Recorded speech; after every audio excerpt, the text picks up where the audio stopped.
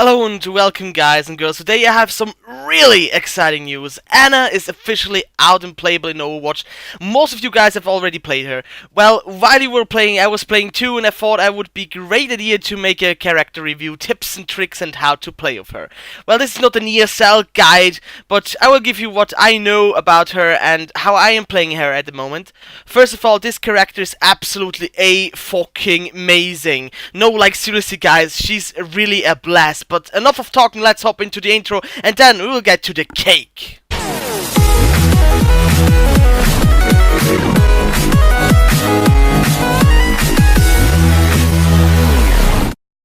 Attention, before you watch this video till the end, I guess you already have played as Anna and you know her abilities. I will not mention them in this video and I will not explain them.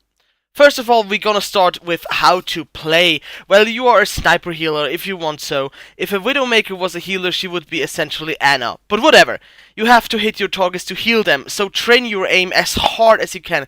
It's really important for you. I mean, it's absolutely okay if you're not hitting every heal. I mean, I guess no one does that. But if you have no aim, better learn to aim and then pick her as a character.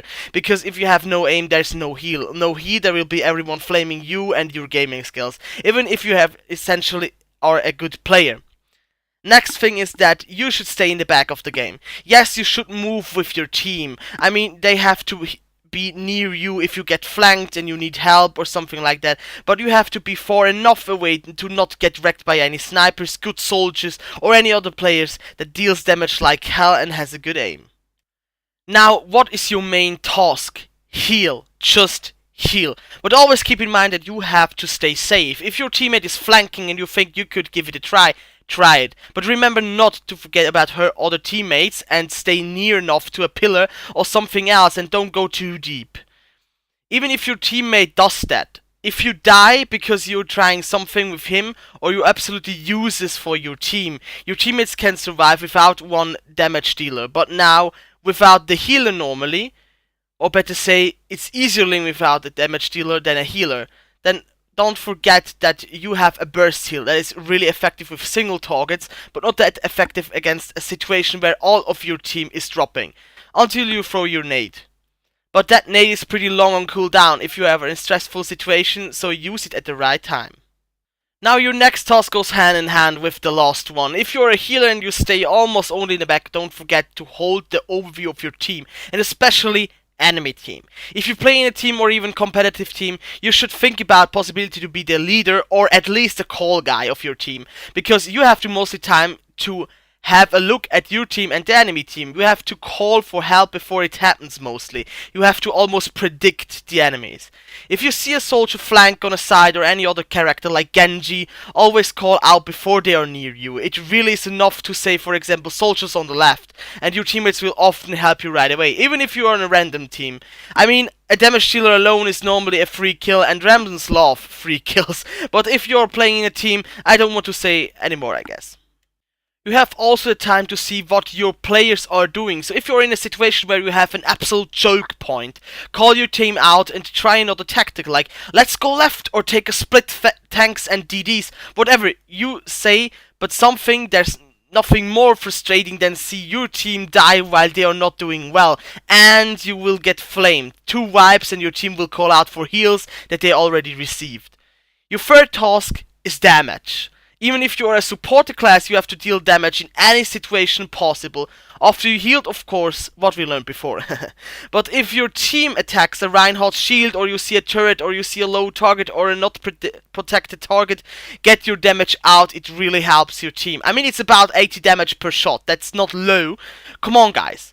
That is damage that helps. So if a target is dropping, help your teammates out, or take out a sniper, or try to take out Bastion with a peeking, whatever. Put out damage that is appreciated, and you will have more kills at the end of every round. Now we get to the really tricky and hard part about the character, crowd controlling.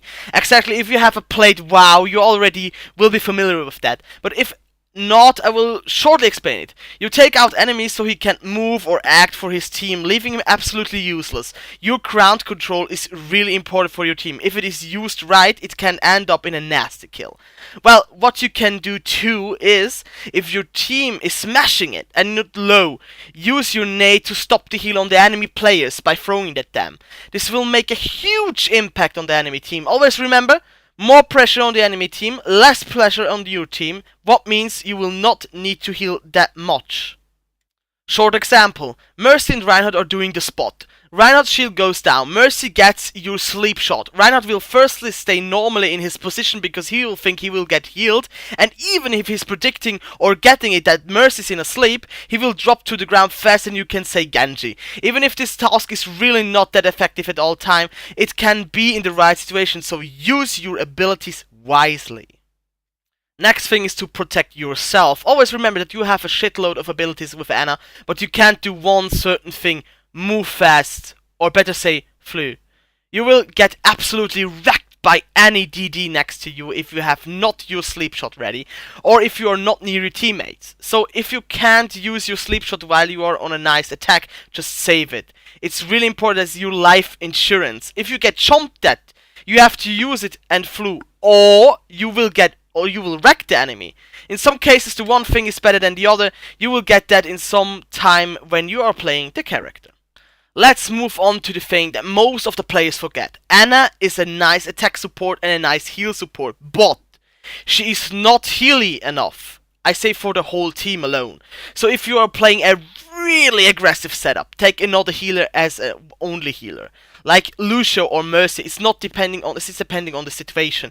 It's mostly better to choose than Ana as a solo healer. If there is already a healer in the team, picking Ana is in 90% of the situations not a bad choice. So don't forget that and look out for it. Now let's get to the tips and tricks. So here we are at the tips and tricks. Please keep in mind that these may be things you already know. It's a guide for players that already play Ana but are not advanced like you maybe be. Number 1. Heal the healer. Your healer needs heal sometimes. If you picked right, you can help your healer out from a distance. It's really important to do that often.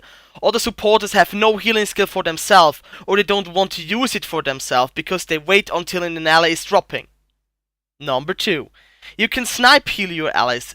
Keep that in mind. I guess that's something you already know because you played the character, but why don't you use it wisely?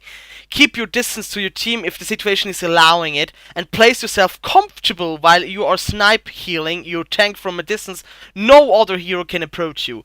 They will get mad as hell. Third one. Switch off if it's needed. If you are playing certain maps, this hero may not be the perfect choice. If you play, I say, Dorado, I know you're gonna wreck them with Ana, but maybe it's not the best choice to take Ana in a game like where you play on Nepal or something. So please don't hardly try to play the character if the map is not allowing it. Use your heal nade to heal yourself. If you throw it right into the ground in front of you, you will get healed as well, not only allies. So this will help you if you're in a bad situation. Number 5. Nano boost is not only for attack, but also to defend. If you nano boost your tank when you are on a choke point in the game, this can be a game changing.